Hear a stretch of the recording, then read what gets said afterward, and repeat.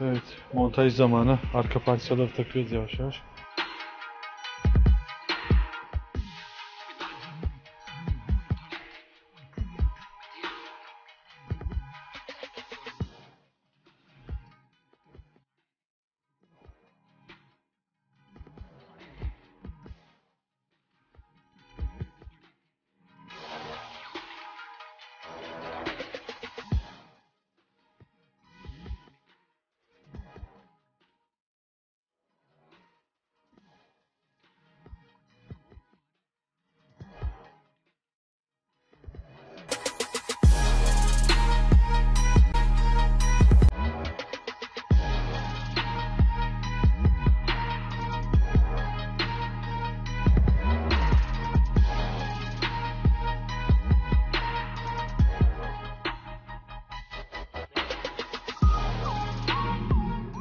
Arkadaşlar arka ek fiber olduğu için biraz işçiliği kötüydü inanın.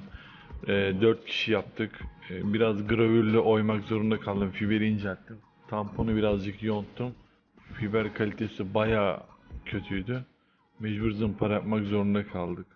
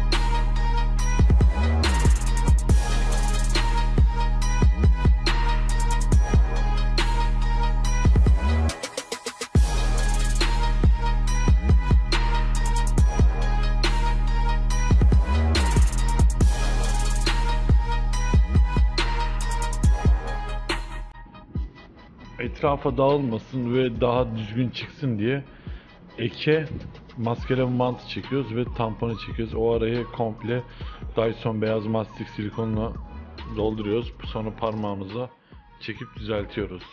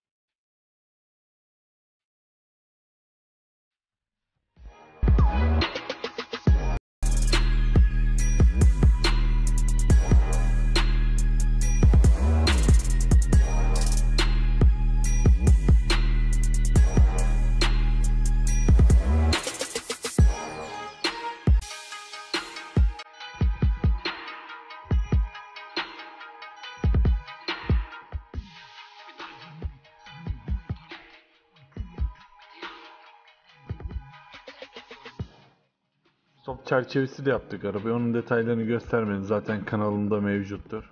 İnşallah beğenmişsinizdir onu da.